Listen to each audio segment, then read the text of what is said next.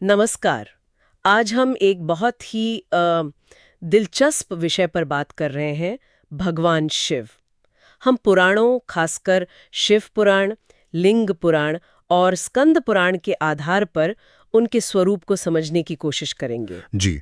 हमारे पास जो स्रोत हैं वो शिव की जो एक आम छवि है ना, संहारक वाली, उससे कहीं ज्यादा गहरे आध्यात्मिक और कह सकते हैं पौराणिक पहलुओं को सामने लाते हैं। बिल्कुल।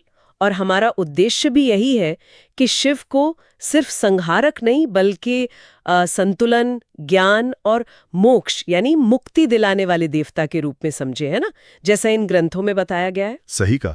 महादेव, रुद्र, भोलेनाथ, नीलकंठ, ये नाम ही उनके कितने अलग अलग आयाम दिखाते हैं, पर जो मूल तत्व है वो असल में संतुलन का है। हाँ, और शिव पुराण तो कहता है कि वो अनादि और अनंत हैं, मतलब जिनका कोई शुरू या अंत ही नहीं। तो फिर उनकी उत्पत्ति, उनका स्वरूप, इसे कैसे समझा जाए? स्रोतों में वो ब्रह्मा विष्णु वाला प्रसंग आता है, वो बड़ा रोचक है। हाँ हाँ।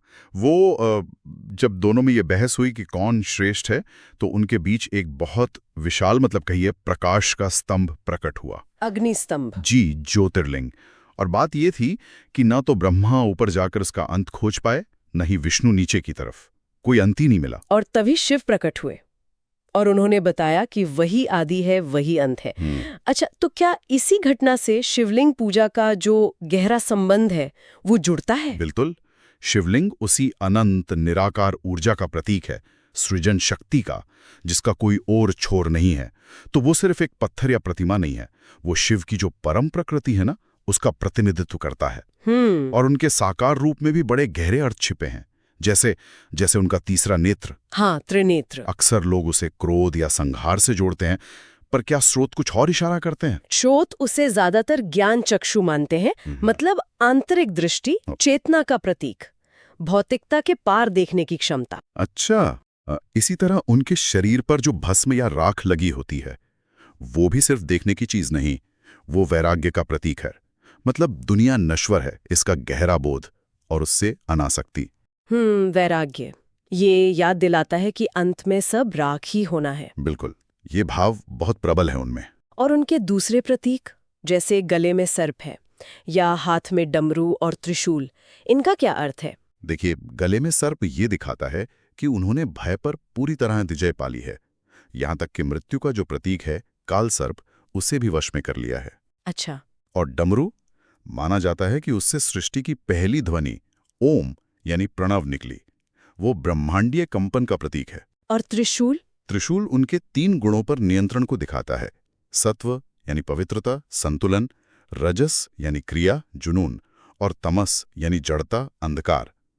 इन तीनों पर जब नियंत्रण होता है तभी संतुलन आता है, और यही चीज उन्हें संतुलन करता बनाती है। ये प्रतीक वाकई बहुत गहरे हैं। अच्छा, इन प्रतीकों के बाद शिव के जीवन की एक और बहुत महत्वपूर्ण घटना पर आते हैं, जिसने उन्हें नीलकंठ नाम दिया। वो समुद्र मंथन वाली घटना। हाँ, समुद्र मंथन। जब उससे वो हलाहल विष निकला, भयानक विष था वो, पूरी सृष्टि को जला सकता था। देवता, असुर सब घबरा गए, कोई उसे पीने को तैयार नहीं था। तब शिव आगे आए। जी। तब शिव ने आगे बढ़कर उस विष को पी लिया। लेकिन उसे निगला नहीं, अपने गले में, कंठ में ही रोक लिया, जिससे उनका गला नीला पड़ गया। ये तो सृष्टि को बचाने के लिए एक बहुत बड़ा आत्म बलिदान था। निश्चित रूप से ये उनकी करुणा दिखाता है, उनका वो रक्षक वाला रूप। और इसी तरह ना उनका जो तांडव नृत्य है, उसे भी लोग अक्सर सिर्फ विनाश से जोड़ देते हैं, जो कि कह सकते हैं एक अधूरी समझ है। तो फिर स्रोतों के हिसाब से तांडव का असली मतलब क्या है? क्या वो सिर्फ प्रलय का नृत्य है? नहीं, असल में वो सिर्फ विनाश नहीं है, वो एक कॉस्मिक रिदम है, ब्रह्मांडीय लय। तांडव सृष्टि के विघटन और फिर से सृजन का चक्र है। अच्छा, विघटन और सृजन। हाँ, जब ब्रह्मांड में असंतुलन, जड़ता या कहिए नकारात्मकता बहुत बढ़ जाती है, तब शिव तांडव से उस पुरानी दूषित ऊर्जा को नष्ट करते हैं, ताकि एक नई शुद्ध शुरुआत हो सके। तो ये एक तरह से शुद्धिकरण और पुनर्जन्म का नृत्य है। ये समझना बहुत जरूरी है, क्योंकि आम धारणा बिल्कुल अलग है। हाँ। अच्छा, भक्तों के लिए भी तो उनके कई रूप हैं। हाँ। कभी वो भोलेनाथ हैं, जो बहुत आसानी से प्रसन्न हो जाते हैं। बिल्कुल। तो कभी कैलाश पर ध्यान में लीन योगीश्वर हैं। हाँ, और पूरे भारत में जो 12 ज्योतिर्लिंग हैं, जैसे काशी विश्वनाथ, केदारनाथ, सोमनाथ, वो सब उन्हीं की अनंत ऊर्जा के विशेष केंद्र माने जाते हैं। और उनके मंत्र, उनका भी तो बहुत महत्व है। जी हाँ। ओम नमः शिवाय जो पंचाक्षरी मंत्र है, वो तो शिव चेतना से जुड़ने का सबसे सरल मार्ग माना जाता है। और महामृत्युंजय मंत्र ओम त्र्यंबकम यजामहे है, वो भय, कष्ट और मृत्यु के डर से मुक्ति के लिए जपा जाता है।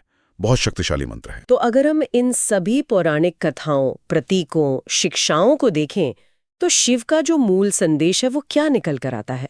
संदेश बहुत साफ है। देखिए, ये संसार और इसमें जो कुछ भी है सब नश्वर है, क्षणभंगुर है। असली सुख बाहरी चीजों में, मोह में नहीं है, बल्कि मोह से मुक्ति पाने में है। सत्य, वैराग्य यानी अनासक्ति और भक्ति, यही वो रास्ते हैं जो उस परम शिव तत्व तक ले जाते हैं। संक्षेप में कहें तो शिव संतुलन के प्रतीक हैं, अनंत ऊर्जा के स्रोत हैं। उनके हर प्रतीक में गहरा ज्ञान छिपा है। और नीलकंठ बनने या तांडव करने जैसी जो उनकी लीलाएं हैं, उनके पीछे भी सृष्टि के कल्याण का एक गहरा उद्देश्य है, प्रचलित धारणाओं से कहीं ज्यादा गहरा। बिल्कुल। और यहाँ एक सोचने वाली बात और भी है। स्रोत हमें दिखाते हैं कि शिव परम वैरागी हैं, लेकिन साथ ही वो गृहस्थ भी हैं। पार्वती के साथ उनका जीवन और ब्रह्मांड की घटनाओं में उनकी सक्रिय भागीदारी। हाँ, ये द्वंद्व तो है जी। ये द्वंद्व, वैराग्य और संसारिकता का ये संतुलन अपने आप में एक बहुत गहरा दर्शन है। ये सोचने पर मजबूर करता है कि कोई व्यक्ति अपनी आंतरिक शांति और अपनी बाहरी जिम्मेदारियों के बीच तालमेल कैसे बिठा सकता है। इस पर जरूर विचार किया जा सकता है।